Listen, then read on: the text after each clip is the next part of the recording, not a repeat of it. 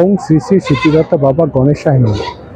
আরএসটিভি লাইভের দর্শকবৃন্দ, আমি ডক্টর আর শাস্ত্রী রায় শাস্ত্রী আমার সকল দর্শকবৃন্দকে আমার চ্যানেলে স্বাগত জানাই। দর্শকবৃন্দ, আজকে সিদ্ধিদাতা বাবা গণেশের পূজার দিন। আজকে গণেশ চতুর্থী, গণেশ পূজা। আপনারা জানেন, বিয়ে থেকে ব্যবসা, যে কোনো শুভ কাজে, সে জ্যোতিষশাস্ত্র হোক, যে কোনো কাজেই হোক, ব্যবসা, চাকরি, ওকালতি বলুন, ডাক্তারি বলুন, যে কোনো কাজে কিন্তু গণেশজিকে একটু স্মরণ করতে হয়, গণেশ পূজা করতে হয়। গণেশ হচ্ছেন সিদ্ধিদাতা। তিনি কিন্তু যদি একবার তার শুভ দৃষ্টি দেন বা তিনি আশীর্বাদ করেন, তাহলে জীবনে অনেক কিছু ভালো ঘটতে পারে, ধন সম্পত্তি, টাকা পয়সা।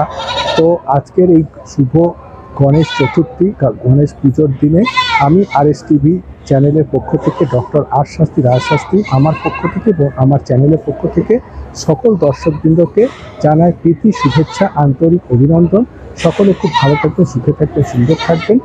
এবং আজকের এই গণেশ চতুর্থী বা গণেশ পূজা থেকে শুরু হয়ে যাচ্ছে পুজোর সিজন, অর্থাৎ এরপরে দুর্গা পুজো, মহালয়া, কালী পুজো, জগদ্ধাত্রী পুজো।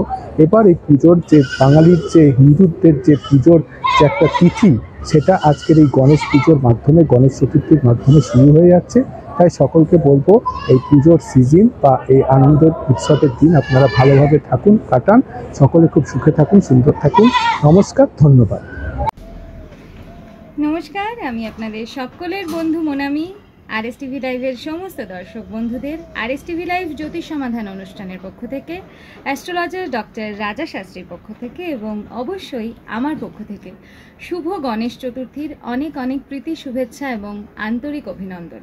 গণেশ চতুর্থী, গণেশের পুজো, এবং এই গণেশ পুজোর মধ্যেই বেজে ওঠে শারদীয়ার প্রথম সুর। ভালো কাটুক উৎসবের দিনটি, ভালো কাটুক আগামীর প্রত্যেকটা দিন। সকলকে অনেক অনেক শুভেচ্ছা ও আন্তরিক অভিনন্দন আরও একবার।